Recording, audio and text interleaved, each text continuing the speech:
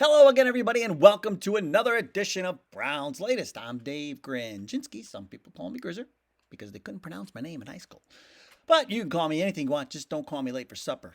Welcome into the show. This is where you can come on in and get caught up on some of the latest news involving the Cleveland Browns and then get a take attached to each of those news items along the way. Thank you to everyone who has liked our previous episodes. Hopefully you'll like this one and has subscribed to the channel.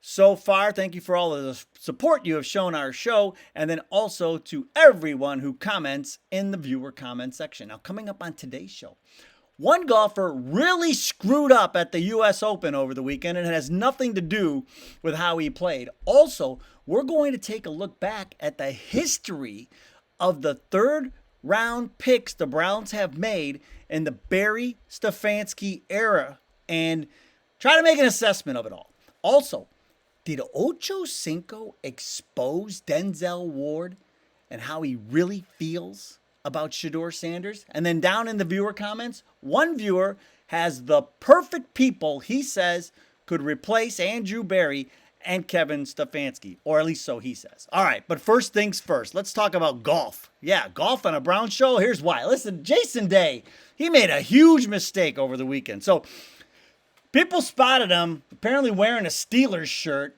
and he's carrying a black and yellow golf bag. And so NBC Sports walked over and asked him, like, what are you doing? You paying homage to the Steelers? I mean, you live in Ohio. I mean, what are you doing? You paying homage to the Steelers? And this is what he said. He says, I do like the Steelers. I do like Pittsburgh sports in general, even though I do live in Columbus, Ohio.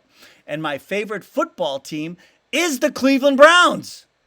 Even though they have a rivalry, my second favorite team is Pittsburgh. Now, Day was born in Australia, and his wife is from Westerville, which is a suburb of Columbus, and her name is Ellie. So Jason and Ellie Day moved to Westerville, and Ellie grew up there. So that's even though he's from Australia, that's why he's in Ohio. It's because of Ellie. And the problem is, though, Jason, you can't do this. It doesn't work this way. You cannot. The Browns can't be your favorite team and Pittsburgh be your second favorite team. It doesn't work that way. So if you are a Cleveland Browns fan, Pittsburgh's not on your list. You can pick an NFC team. We'll allow that. But no, you can't, especially Pittsburgh. I mean, we might allow an AFC team. Like, you can always do if the Browns aren't in it, I root for, I don't know, the Chargers. We might allow that, but no way can we allow this. So huge mistake on your part, Jason Day. You need to clean that up. You need to get rid of that golf bag. If you would have won the U.S. Open had you had a brown and orange golf bag and you were wearing a brown shirt. So if that isn't sign enough, I don't know what is. But you got to get rid of that black and yellow stuff immediately, Jason Day. All right, now how about this? Did a little digging. So I keep talking about, still haven't found anybody who thinks that taking Dylan Gabriel in the third round was a good idea. So I said, okay, so who has Barry taken in the third round since he's gotten here? Him and Stefanski basically showed up at the same time. And here we go, folks. Now, here's what I'm going to say. Some of them are like, yeah. But then others, the jury is still out. So you can't fully say he's made good third-round picks. That's the thing. All right, let's go to the list. Here we go. Okay, we're going all the way back to 2020 first. Jordan Elliott, defensive tackle from Missouri. He is now with San Francisco. He had 12 tackles last year. He's basically a bust. Jacob Phillips, linebacker from LSU. Now with Indy, was allegedly with Houston last year. He's been around for 3 years. He's done nothing. Bust. 2021, Anthony Schwartz. Did nothing with us for 2 years. He's with Miami now, but he tore a ligament in his knee. I don't know if it was his ACL, but it was major. And so he's trying to come back from an injury, but he has really done nothing in the league. So we're going to call that a bust. So right out of the gate, we're 3 for 3 on busts. Now, 2022 is where it starts to get a little bit interesting because you got Alex Wright, defensive end from UAB, right? Martin Emerson, cornerback from Mississippi State, and David Bell, wide receiver from Purdue. Now, Bell's coming back from injury. Alex Wright and Martin Emerson expecting their breakout years this year. So that's why it's tough to say Emerson has shown flashes in the past, right? Too showing flat. We just talked him up. We said he had a great mini camp. So this one, the jury's still out. Same with David Bell. I like David Bell, but I mean he's got to get back from this injury. Now let's move on. 2023. Said Tillman, wide receiver from Tennessee. I would say the jury is still out on him. But Siaki Ika, the defensive end from Baylor, the Browns let him go, and the Chiefs picked him up, and they already let him go before they even got to training camp. So bust. So we're already at 4 busts, right? And out of 7 guys, we're at 4 busts. And then you see there 2024, Zach Zinner, that was just last year. And then this year, of course, Harold Fannin Jr. and Dylan Gabriel in the 3rd round. Now, if you're going to ask me to give it a grade or give it an assessment, I'm going to say not good. I mean, because Bell hasn't really done anything yet, although I like him. I mean, and again, the jury is still out on a lot of these other guys, but his picking prowess in the 3rd round, not that great. But we got Dylan Gabriel in the 3rd round. He's this is going to be so fun to watch to see if this works out. But like I said, the track record, not very strong. Now, how about this? Ocho Cinco, did he out Denzel Ward on his true feelings about Shedeur Sanders? Now, he was on something called The Facility, a podcast, and James Jones, the former wide receiver, remember he was with the Packers, he was on there along with Ocho Cinco, and it was James Jones who talked first. And Jones said, okay, this is what he said about Shedeur. He says he thinks Sanders should be the starter to open the season. He says it's been years and years since the Browns have had a consistent quarterback. He said, I believe he's the best one out there, talent-wise. You have to start him week 1, he said. So his vote is cast. He wanted in there. But this is where it really got interesting, because now Ocho Cinco, it's time for Ocho Cinco to talk, and this is what he says. He says, I talked to Denzel Ward. Oops. I shouldn't have said his name. But anyway, I talked to, quote, some people, and Shedeur, looked different. There's a difference when that young bull is out there spinning that ball. You hear me? That's what Ocho Cinco says that his people, Denzel Ward, said about Shedeur. And remember, Denzel was the one who tweeted right after the draft, and then we just talked about Greg Newsome and Greg Newsome's praise for Shedeur Sanders. So veteran guys on defense, they like what they see so far out of the rookie, and so this is going to be interesting to see, like which way the locker room goes. Most fascinating quarterback competition possibly in Cleveland Browns history is happening right now, folks, for so many reasons.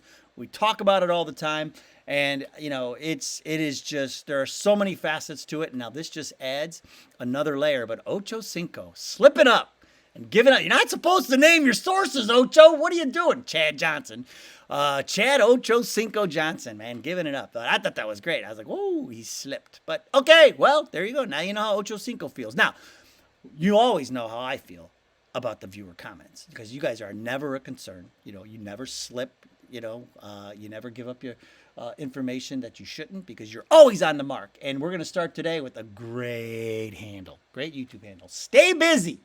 Stay Busy says, we will never know. Now, remember, I said it's not such a bad thing. It might not be such a bad thing that the quarterback stats coming out, other than Shedeur rocked.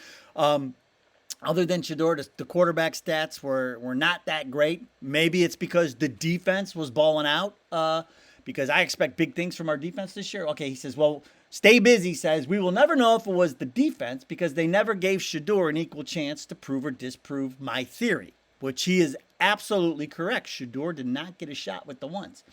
He got to the twos, not to the ones. Remember, that accuracy negates whether or not your defense is balling, because accuracy means the quarterback put the ball only where the receiver could get it, meaning an accurate QB reads the defense and places the ball out of the defender's reach. just my perspective. And stay busy. You are 100% on the mark. And remember, I talked about that one video that even though there wasn't a rush, it was a 5-step drop, and Shador let go of the ball. And he put it where only a very well covered receiver, I mean, like a blanket, and Shador completed the pass, put it only to where the receiver could catch it. So to your point, stay busy. You are absolutely right. We didn't get to see that against the ones, but we did see him do that in camp. So that is a real thing, my man. Great take. All right, bad man BJ. All right, I do kind of agree with you in regards to the quarterback stats being bad due to the defense being good. Well, thank you, bad man. I appreciate that. But Dylan's stats were not great even when he played against the 2s and the 3s. Yeah. The other thing is this. He also got the most chances out of everybody, right? So you could look at it this way. You put more cars on the road, you're going to have more accidents, right? So he throws more passes, he's going to have more incompletions. So that remains to be said. But yes, no, Dylan's stats were not that great. But like I said, he also did get a ton of opportunities. And so it's going to be nice. It's going to be interesting to see how this balances out as Shador goes through training camp. Tony Martez, it's either Martez or Marte. I'm going Martez, says, Old Man Joe is starting in week 1. Here's the thing, Tony. I tend to agree with you. I think one of the veterans will be the week 1 starter. The question is, how long do they last? Because, if Flacco starts throwing picks, that's one thing. And if Pickett's in there, his MO is he gets hurt all the time. So who knows how long he'll last. We will get to the rookies. We just don't know when. But we will get to the rookies at some point this season because you have to see what you have in both of them. All right, and then K2 Peak 360. This is how we're going to end. He says, do you really think those idiots in the Browns front office are geniuses? Okay, now he's got people he can replace our front office with. You ready? He says, 3-14. He says, I could make the argument that you could replace Barry and Stefanski with random people off the streets and win just as many games. Now, here's what I'll say about that. One, I've always said my brother and Thraso Thrasavulu should be the general manager and assistant general manager of the Browns because everybody they always tell me they should pick are always the home runs. My brother loved Jaden Daniels last year. Just saying. It could be a side hustle. I mean, something. But I don't know what it is about him, but he's the one who taught me if you're hurt in college, you're hurt in the pros. And he's always right about these guys too. Okay, but here's the other thing I will say about this. You probably might be able to replace him with random people because remember, the only playoff game we've won so far in the Stefanski era, Stefanski wasn't even there. Remember, it was COVID. He was down in his basement watching a game on TV. Only playoff game we've won under Stefanski. So there's something to be said about that K2 Peak. I don't know. Who knows? But, hey, if you need any random people, give me a call. I'll get my brother, get the Rosso. We'll all go down there and hang out on the sidelines and get it all done. All right. Thank you for joining us. Hope everybody had a great Father's Day. We will see you tomorrow. Go Browns. We'll see you next time.